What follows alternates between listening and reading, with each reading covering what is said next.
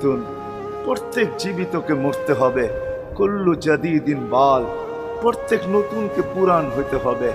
বিদায় বেটা আমি চললাম বইলা জ্বরের ভিতরে জানটা যখন দিয়া দিছেন, হায় হায় আমার মনে হয় আল্লাহ কি করে সইছেন জানি না।